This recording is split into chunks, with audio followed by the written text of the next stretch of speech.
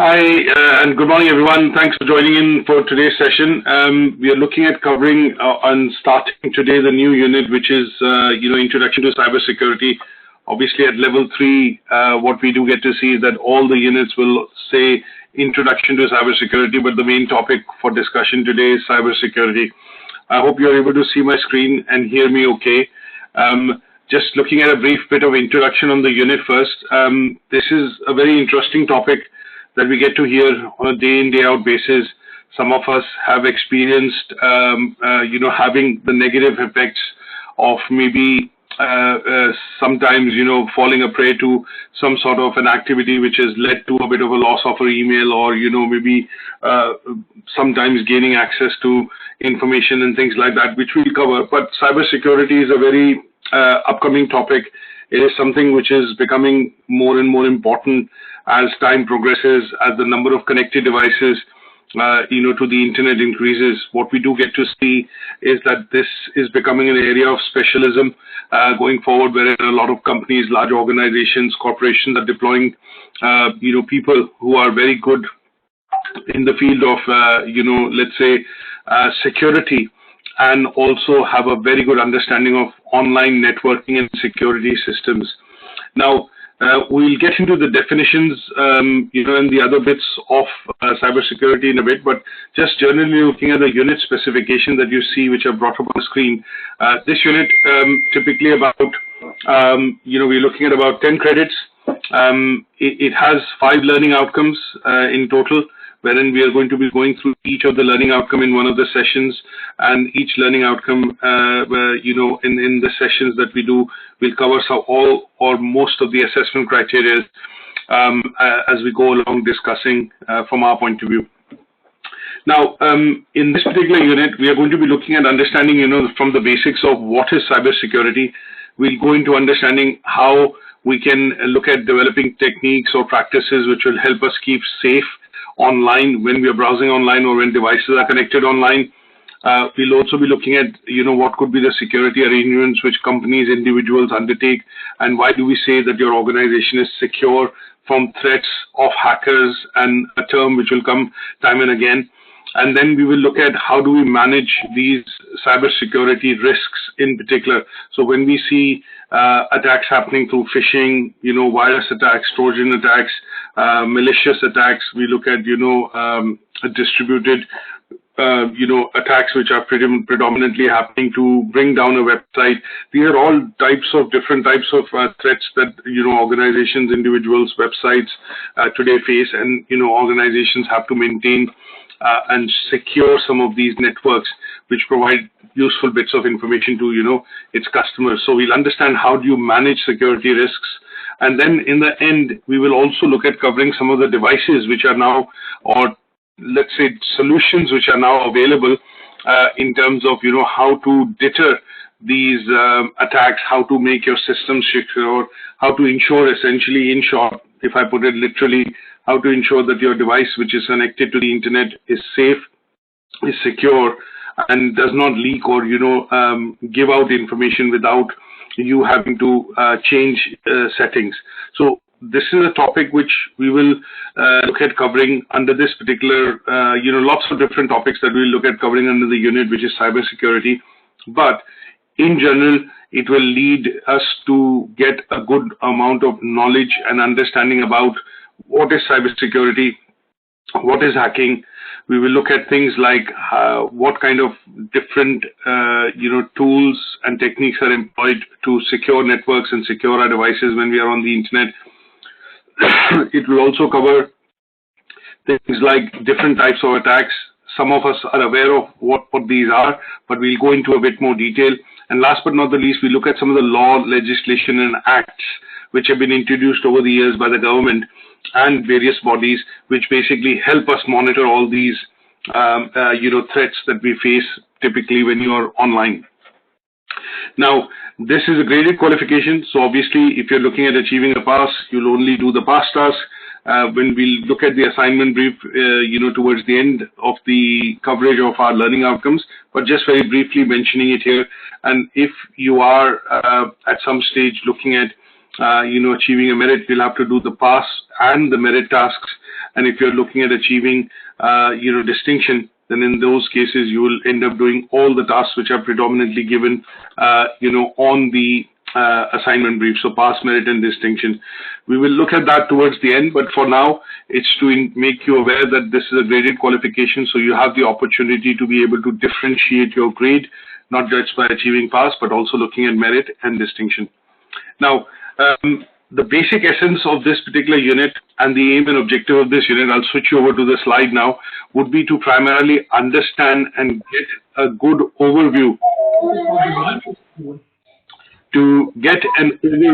of what is cybersecurity, why this topic is becoming very important, and how do we keep ourselves and our systems and our connected devices safe online when you're browsing the internet, or when, say, for example, you are essentially connected as through a device, tablet, mobile phone, PC, Mac, servers, whatever it is, through a public, machine or a PC which you are accessing essentially through the, public domain. It could be today VoIP devices. And basically the idea is to make sure that we are aware of what kind of threats we face, how do we mitigate these threats, why do they happen, and who are the people who basically, cause these malicious threats, and how do we keep ourselves safe online. So this is going to be a building block in terms of if somebody is looking at going into cybersecurity in a later point in time when you want to specialize into this particular topic. So this unit will give you most of the fundamentals of what is cybersecurity, why it is important, and how do you understand the basics around this particular topic. First learning outcome that we're going to cover today is quite massive in the sense that it has got 5 different assessment criteria. It has what is called a number of, if I just switch you back, as you can see, the first learning outcome talks about understanding the use of cybersecurity. It's got 5 tasks or criteria in the past, and we have a merit and a distinction one as well. So I've got about 44 slides, for the coverage of this particular topic in detail, but we'll go through some of them briefly, and some parts of it in detail, because there's a bit of reading that you need to do, and I've given some sites and some videos that you would listen into, because sometimes it's going to be a case of understanding some of these at your own pace, rather than me doing a bit of a monologue on this particular session. So broadly, in the first learning outcome, when we talk about the use of cybersecurity, we're going to be looking at understanding details like, what is the importance, what kind of attacks constitute this particular term of cybersecurity, what are the legislations that we need to be aware of, and why the government has brought across these legislations over a point in time in order to safeguard privacy, information, your personal data. And then we will also be looking at understanding how some of these attacks or malicious attempts to gain access to our information are done. We'll go into details of understanding the different types of cybersecurity, let's say avenues through which hackers or people who are involved in gaining access to the information through unlawful means would be classed as hackers, and what kind of tools and techniques they employ. So the idea would be to try and go into some of them, and that would help us essentially cover this part of the learning outcome. Now, in order to start off this particular unit, what we want to do is get to some basic understanding of some of the key words and definitions of let's say the unit. It involves a lot of different terms that we will see that will come across as we study this particular unit, but 2 or 3 of them which I feel which we need to know very clearly is something that I would cover up in, say, for example, let's say the key terminology. Now, when we talk about the term cybersecurity, what do we mean in terms of cybersecurity? So when we talk about the meaning of the word cybersecurity, when we talk about the word cyber in general, what we are basically going to be referring to is, it's basically a characteristic which is related to somebody going online or using computers to go online. Now, when we say computers or say information technology or we say Internet of Things, what we are looking at is at some stage we are going to go to a different world or a dimension, and that would be the internet. So anything which is related to the internet in general, would mean cyber. So when we talk about cyber age, when we talk about the word cyber in general, it basically denotes a bit of a relationship between you as an individual and the Internet of Things, or Internet of Things, when I say IoT, or information technology, or PCs, which is IT being the overarching term. Underneath that you have computers, devices, gadgets and stuff. So anything which denotes a relationship between you and the devices which allow you to connect to the internet would essentially be termed as, I would say, would be essentially termed as cyber. Now, when I add the word security, so if I add the word security in one sense would essentially mean that,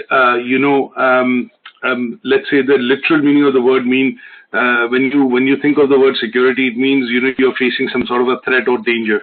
So if you look at the meaning of the word security, it would mean sometimes when you are in danger or are going to be in an environment which could be of threat, that means people could gain access to that environment or would want to gain access to your information. Now, in those cases, we will basically use the word security. So, say, for example, at home, what we do is sometimes you install CCTV, sometimes we install alarms and things like that, and that is to basically secure your premises, secure your house. So, when we talk about cyber security, what we are going to look at is, in terms of the meaning of the word cybersecurity, is how you as individuals, and when we think of companies, organizations, businesses, how do they look at reducing the risk of attacks? Now, what are these attacks? They're not physical attacks. These are attacks which are basically happening from cyberspace. That means they're happening on the internet. So when we talk about, how do you secure your systems, your employees, your contractors, your partners, and the information that they have from people who are trying to gain access to it, would be the context in which we will look at basically cybersecurity. So cybersecurity tends to be a core function within the IT department to a certain level, because if you have a small organization, you would normally see an IT department. If you have, say, 250 to 200 employees, 50 to 100 employees, you would normally see somebody who would be there in the IT department, and the basic purpose of that person in the IT department would be a couple of things. They could be an administrator, could be looking after devices, could be looking after networks. Obviously, they will install softwares. Some of the softwares that we get into, things like antivirus software, which are now used predominantly on computers and any sort of devices to protect malware, phishing attacks, secure passwords. So those are the bits which entry-level, employees in small organizations working within the IT department would do, is basically try and secure the devices from attacks or attempts to gaining the information or access to the device from outside. And that term would predominantly be called, cybersecurity. Now, if you look at the whole wide umbrella of what is cybersecurity, we'll be looking at referring to things like technologies, processes, policies. We'll be looking at how some of these systems are designed, configured, and what softwares are installed, which basically prevent the, some of these attempts to gain access to that information from an individual, from an organizational perspective. Now, if I talk about an example of how and why sometimes you, look at saving or securing your information. Now, in this case, what you normally do is that in some cases, what you normally do is, a simple example would be, on your phone, you might have a pattern, of switching on your phone or getting to your home screen. Now, the reason why you have that pattern or a password or a passcode would be primarily that nobody gains access to your phone. If sometimes you leave your phone somewhere or in a public place and you immediately want to come back to it and collect it. So if somebody gains access to that device in the interim, they are not able to get into the device itself to gain access to your information, numbers, or other forms of bits that you've stored in terms of running applications on your device. A simple example of that would be a PC in the office. So in this case, what you typically would do is, basically secure your device by using a simple method called password or a code, a 4-digit code or a 6-digit code or a security pattern on your phone, and that would help basically authentication from a point of view of gaining access to the device. It's the same user who's trying to gain access who has the use or the essentially the know-how of the passcode or the pattern that you're using on your phone. So an example of this, when we talk about cybersecurity, you're employing your security on your device, and this is password security. In case of organizations, when we look at networks or number of computers installed in an organization, you will generally see that could be a network security which is installed. It could be things like firewall. If you've heard about what is sometimes deployed on a network, which is a firewall, which basically looks at not allowing users which are not having access to the network to get into the network to basically say communicate with other PCs or servers installed, and that could be another example of how cybersecurity is done or is used in our day-to-day life and in our organization. Now, in order to explain this concept and visually look at this in terms of what is cybersecurity and why do we need it, let's look at a very short video which will basically help us understand what is cybersecurity and why do we need cybersecurity. So I've got two of these videos. They are hyperlinked, and what I would want to do is essentially show these to you, and we will look at this and then go on further in terms of our discussion into this session. So let me switch you over to the window, and I'm going to start playing this video from the start. It's a 2-minute video, and it'll give us some insight into what I have been trying to give you a bit of a background on in terms of what is cybersecurity and why do we need it. The internet was not designed to be as big as it is today. So, are you able to hear the video and see the video screen? Oh, yes. Yeah, we can hear it. Okay, that's great. So when you're not talking, I think it's a good practice that you mute your microphone so there is no background voice. Great, thank you for that. Right. So that means it's fundamentally insecure. Cybersecurity developed as a defensive solution to protect any interconnected systems from cyber threats and attacks. Networks, devices, applications, and data centers are examples of systems vulnerable to threats. Common types of cyber threats include data breaches, identity theft, malware, ransomware, phishing attacks, and social engineering. Cybersecurity is used as a general umbrella term. As the internet grows, cybersecurity has become more specialized to include application security, network security, cloud security, data loss prevention, identity and access management, mobile security, and endpoint security. An effective cybersecurity approach should be dynamic and adaptive. And the approach should include people, processes, and technology that complement each other. Let's look more closely at the 3 fundamental parts. People are end users and cybersecurity professionals. End users are those people who regularly use systems or devices. They need to understand security best practices, learn how to back up data, and undergo routine training on emerging cybersecurity threats.